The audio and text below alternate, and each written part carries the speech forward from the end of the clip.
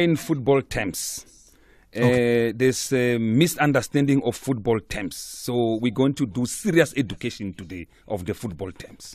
Are we going to touch on both the Chiefs tag of shirt and the Orlando Pirates relay matter, the Modi and the relay matter? Are we going to touch on those two? That's all I want, really. I throw everything. The referee is ready 24/7. It's a Monday. It's the three wise men. Andy Lengube. We've got a best journalist when it comes to all things football, Mazola Molefe, now an African journalist who's covering football across the continent. And then, of course, we've got the best referee once upon a time when he still did his thing, now retired, and comes on the radio and our televisions, courtesy of the SABC and SABC Sport, to tell us whether it was or it wasn't. A tradition that was started by SABC, of course, on Soccer Zone many years ago. He now takes the baton and continues. Davik, it's on you. You can see, let's start. Let's go straight into it. 90 plus 2 minutes. We saw a ball played into the penalty area. We saw Rele holding the ball, and then we saw behind him was Blom. Blom behind Rele. We called it Doxo. Because he's in front, he's now one-on-one with the keeper. But before we go to Doxo, let's now look at the offense, if there was an offense committed. We saw two hands going into the Makata, the shoulders of Rele. Is that allowed in football? No. In rugby, that is allowed. But in football, you cannot use hands to hold somebody. Now, what is holding when we go to the loss of the game? It says a holding offense occurs only when a player's contact with an opponent's body or equipment impedes the opponent's movement. What is impedes? We're going again to the law to look at the football terms. Impedes means to delay or block or prevent an opponent's action or movement. Was or did Blom impede the movement of Mufokeng? The answer is yes, because he lost control of the ball. There are people who say he has control of the ball. If you have control of the ball is in your leg. That ball was not in the leg of Mufokeng. It was somewhere in between the goalkeeper and Mufokeng. He was not in control of the ball, because control of the ball is in your leg. Then you have full control of the ball. Now, the referee Umasitole, he did not blow the whistle. He waited as part of the advantage to say, wait and see. And then when he waited, because the player was now stumbling, he ended up kicking the ball. The advantage did not materialize. And when that does not materialize, the referee is within his rights to bring back and punish the original offense. And that's what he did. Some say he gave advantage. He delayed. When you give advantage, you signal with a hand. Once you signal with a hand, you can no longer come back and punish the original offense, because when you say play on, you are now saying the player has control of the ball. Now that the player does not have control of the ball, you wait, you delay. And then when that delay comes, the player does not benefit, because that team must benefit. Does not benefit, Masikole brought play back and then awarded a penalty. That was correct decision by Umasikole to award a penalty for holding. The key word there is holding offense has happened inside the penalty area. So, Ishilo Sakusaseka to give that penalty because of holding, it complies with the laws of the game. Let's now come to Doxo. Now, because he was in front, it is Doxo, but that delay that Masikole did, it now lessens under law 12 the red card to a yellow because of that delay, to wait and see if the non-offending team will benefit. So that delay then lessened the red to yellow. So that is the scenario of the day. An offense has happened, which is holding. We've given you the definition of holding, and people who are now quoting something that we don't know where it comes from. This is the law book. Mazola, let's see. This is the law book that we use in the laws of the game. Not the ones that we saw somewhere where if the sentence does not come from this book, it is not the right one. 2, if you playing Sungwani, you playing the man, not the ball. Play the book. In the parliament, they will tell you if you raise the point of order, on which rule? This is the rule book. So raise your point of order with a rule book, not with playing the man. Play the ball. Playing the ball means play the book. So anyone who raises a point of order, fine. Give us the quotation. Give us the law. Then we'll understand that you know the law. You are not using emotions. So basically what you're saying is it was the right call. The yellow was the right call. The penalty was the right call, even though there was advantage that was given. If the advantage does not materialize, as it did not, you give the penalty. Correct. So now let's go back to Pule Modi versus CBC. In the same game early on, I think that was one of the earliest ones, wasn't it? Like the second minute? Second minute. Talk to me about that. What is different about that, and why was there a different treatment? Was there an offense? Was there a foul there? Because we never saw a foul. We saw CBC falling. So when he falls, he tripped himself, he falls, he tried even to hold, he could not succeed. Modi had the ball. He had full control of the ball. He even tried to dribble with that ball. So we never saw any offense. He was falling, yes, he tried. As you fall down, you will try to do, but there was no significant foul committed. And Pule had full control of the ball. The referee also waited, and then Pule tried to dribble to show that he had control of the ball. He even tried to dribble, and then unfortunately Chain saved the ball with the hand. So can you see the difference in terms of control of the ball? In that one, the second minute, Pule had control of the ball. In the 90 plus 2 minutes, Mufokeng did not have control of the ball. So that is the major difference that people must highlight. That the ball must be in your leg. Pule had the ball in his leg. He even controlled it twice. And then the other one, he had no control. He had to even stretch his leg to kick. Mazola, are you satisfied with that? Yeah, no, I mean, there were no objections from me. Penalty all day. Penalty. And the second one, the Pule Modi one?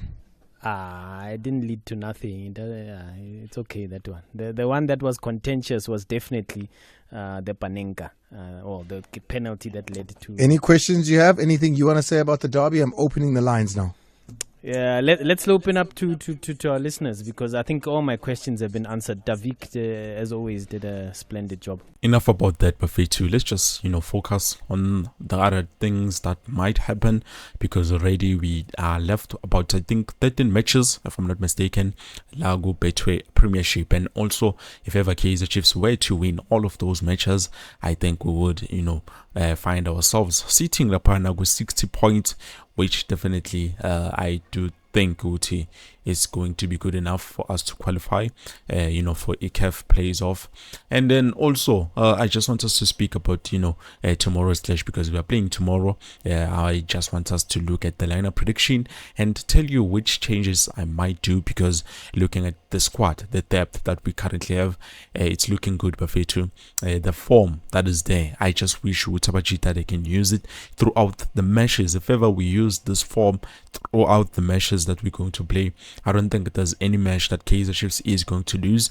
It's either we win or draw. Win or draw. Those are the outcomes that I'm expecting if ever we are going to play the way we were playing on yesterday's game. So let's just quickly jump to a lineup buffet 2, and then let me tell you what I think Coach Nasruddin Nabi could line up in terms of tomorrow's game. So obviously we have the one and only Bruce Vuma, our hero, and then also moving to the left back position. Let's not change anything, let's not be drastic, let's play how we played, because we've managed to keep a clean sheet playing like this. So let's play Utoti Lapanog left back, and then also instead of Oplom, because we know we were just watching in terms of Oplom, we do know the situation yake, and obviously it is what he does most of the time. It's nothing new, so obviously he acted unprofessional. I heard someone here on the comments saying Blom should have acted like a player, or really maybe he could have missed that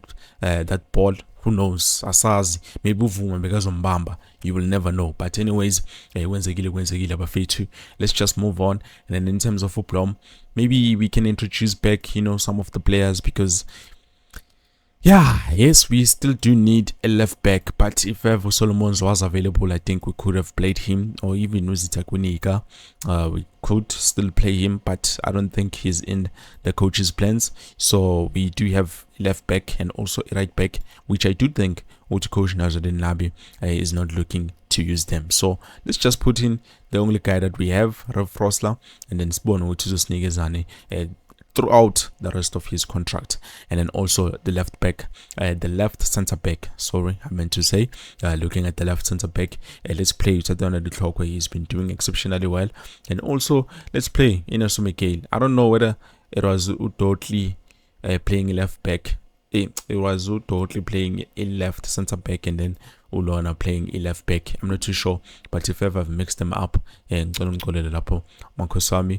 also a defensive midfield, let's play Ozwane so that he can get at least the yellow card nae, so that he can reset. And then also we have Utabokrele. We have signed. Let's just put in the players Bafetu so that we can see what they can give to us.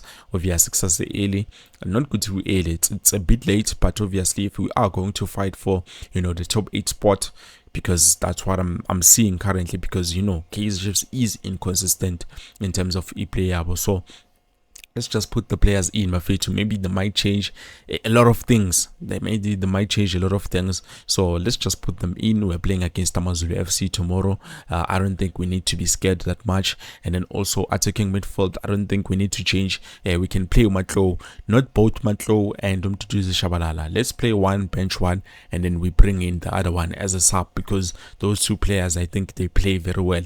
Lapana is in the middle of the park. And then also left winger, let's put in Pulemodi Bafetu. He performed very well. We cannot start to Keston Sereno, unfortunately, because of injuries and whatnot not. But so far, I think maybe it's high time Simkale, and then bring in Pulemodi as a substitute. Let's just put in the players Bafetu, Gladwe, and then to see what the players can give to us. Also, Maccabi Lepo, a new signing. Let's put him in. I think those players, they played better on their first debut against the big team, which is Orlando Pirates, in a fully packed stadium. So I don't think Abachitaman they can struggle, to perform when just like when it was Soweto Derby, and I'm hearing what it was about 100 and something thousand people, out there on the stadium.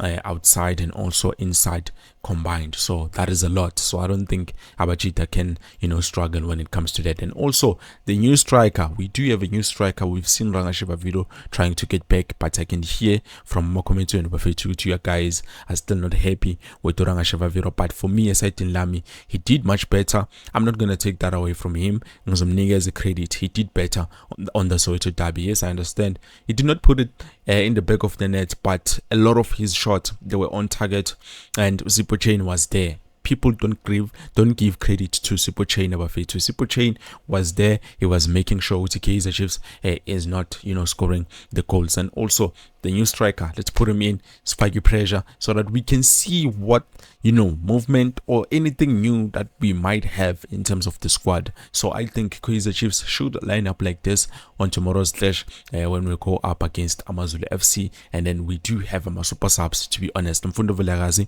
super sub. Bradley Cross, I do believe he's a super sub.